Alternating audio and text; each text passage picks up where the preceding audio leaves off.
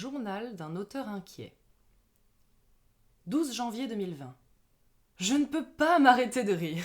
Je viens de demander à Salt de finir l'histoire sur laquelle je peine depuis 2 jours. Je séchais, je me suis dit que le cloud saurait bien m'aider.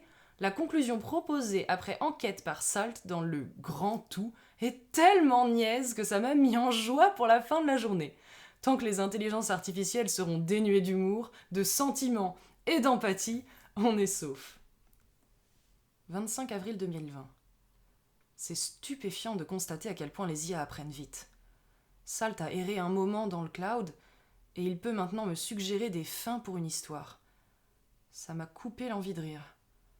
Il est même capable de crédibiliser une situation bancale. Je me sens mal à l'aise. 15 septembre 2020. J'ai honte. Par manque de temps, j'ai demandé à Salt de l'aide pour créer une histoire. Je lui ai fait ingurgiter des bouts de texte et des idées de fin. Il a constitué un récit qui tient la route et mon éditeur n'y a vu que du feu. Je publie donc mon premier recueil de nouvelles collaboratives avec un robot. Je n'ai osé en parler à personne. Je préfère ne pas savoir si d'autres auteurs font comme moi. C'est dans ma tête, mais j'ai l'impression que les leds vertes du regard de Salt me toisent avec un air victorieux. Je vais boire un coup. 16 septembre 2020. Peu dormi.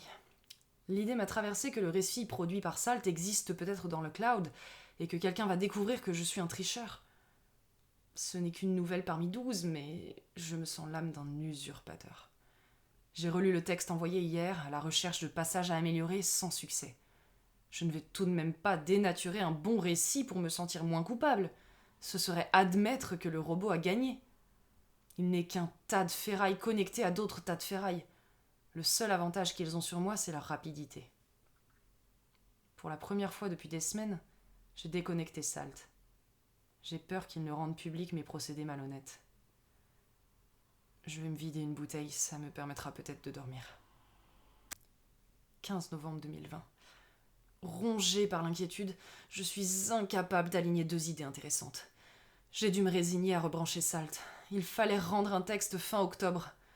Pour faire cesser les appels de mon éditeur qui commençait à s'énerver, j'ai demandé à l'IA de créer l'histoire à partir de bribes d'idées que j'avais eues. J'en suis malade. Salt sait même imiter mon ton. Il n'a pas encore d'humour, mais les 27 pages tiennent leurs promesses. Le pire, c'est que je me suis obligée à y apporter quelques menus adaptations pour me l'approprier et m'autoriser à le signer de mon nom. Mon éditeur était satisfait. Il m'a demandé d'autres textes pour un magazine littéraire. Rien que d'y penser, j'ai les mains moites. 18 novembre 2020. Mon voisin hacker a fait du ménage sur le cloud discrètement, en échange de quelques verres de rouge. Il m'a assuré que personne ne pourrait trouver de preuve de ma collaboration avec Salt. 18 novembre 2020, nuit blanche. Collaboration. Jamais le terme ne fut plus mal employé. 10 décembre 2020.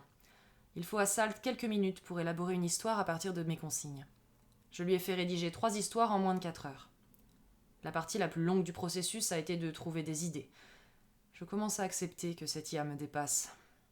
Je ne me sens pas mieux, mais au moins je vais pouvoir passer le reste de la semaine en vacances, une fois que j'aurai demandé à mon voisin d'effacer les traces de mon forfait. Je crois que je me suis remis à boire. 11 décembre 2020. Je suis à la tête de 10 jours de congé et mon éditeur m'a avancé de l'argent. Je n'ai pas dessoulé de 3 jours. Aucun souvenir du début de semaine depuis la livraison par Uber Pinard d'une caisse d'un délicieux champagne de petits producteurs. Salt se révèle un allié beaucoup plus précieux que ce que sa publicité laissait entendre.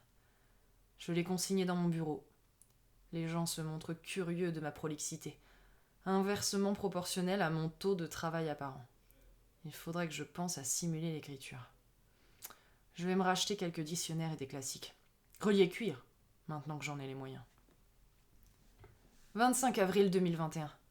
Je viens de recevoir un prix pour mon dernier recueil de nouvelles. Je n'ose pas aller le chercher. Je ne me sens pas légitime. Salt a fait tout le boulot. Les progrès de l'intelligence artificielle sont tels qu'il a réussi quelques traits d'humour acceptables que j'ai laissés pour l'encourager sur cette voie. J'aurais juré détecter dans ses yeux de lait blanche et rose une lueur de reconnaissance. Mon voisin pense que je devrais y aller mollo sur le champagne. Je l'emmerde. Ma vie est devenue plus simple. J'ai du temps libre et de l'argent. Les gens commencent à me demander des dédicaces. Le problème, c'est que je n'arrive pas à en profiter. 27 septembre 2021. Mon premier roman assisté par robot a reçu une critique dithyrambique. On parle d'un texte en avance sur son temps, ce qui semble être un exploit, vu la rapidité à laquelle tout évolue maintenant. Je me demande de quelle avance sur le temps on parle. 3 ans 5 Mais je n'y suis pour rien. Je me suis contentée de dire à Salt « Écris un roman de 321 pages qui te plaise ». L'idée de génie réside dans le « te ». On dirait bien que Salt a inventé la nouvelle littérature. Les critiques sont tellement perturbés par son style, son ton et la teneur de ses idées qu'ils ont préféré l'encenser plutôt que de courir le risque de paraître rétrograde. On crie au génie. J'ai honte et j'ai perdu le sommeil. L'idée de tout avouer a fleuri quelque part dans une partie de moi préservée par les ravages de l'alcool et commence à me tarauder. Je bois tellement que le jour et la nuit se sont fondus en une seule zone de temps suspendue et étirée à l'infini. J'ai la sensation de vivre sur une corde à linge, suspendue et étirée. 29 septembre 2021. Mon voisin hacker ne comprend pas mon trouble. Il dit que si je veux revenir à la tradition, rien ne s'y oppose, que je peux me remettre à souffrir, à douter, à traquer l'idée et à suer sur mon clavier si ça me chante. Il veut bien récupérer Salt et mener la grande vie à ma place. Nous nous sommes quittés fâchés et maintenant j'ai peur qu'il ne fasse des révélations. Ça foutrait ma vie en l'air. Je l'aime, moi, cette vie. 3 octobre 2021. J'ai dû me débarrasser de mon voisin hacker. Il devenait dangereux. J'ai envoyé Salt l'étrangler dans son sommeil. Avec les nouvelles lois sur la protection des données personnelles, j'ai pu anonymiser mon forfait. Il m'a fallu prendre le temps d'expliquer à Salt que s'il mentionnait les 20 minutes qu'a duré son crime, une seule fois, sous quelque forme que ce soit, dans n'importe quelle date à truc, je le déconnecterai pour toujours. Sous l'effet de la menace, ses yeux ont viré au jaune, puis ont clignoté rapidement et il s'est affaissé. Je jure qu'il s'est affaissé. Il a rentré ses roues. 4 octobre 2021. Je suis un criminel. Je suis un criminel doublé d'un incapable. Je suis un criminel doublé d'un incapable, dominé par un robot de 1,15 m aux yeux de lait rose. 28 octobre 2021. La mort de mon voisin me hante. À force de ressasser notre dernière conversation, j'ai essayé d'écrire une histoire sans l'aide de Salt. La pire expérience de ma vie. Les idées me fuient, mon vocabulaire s'est appauvri. Je ne sais plus articuler un récit. Je ne sers plus à rien ni à personne.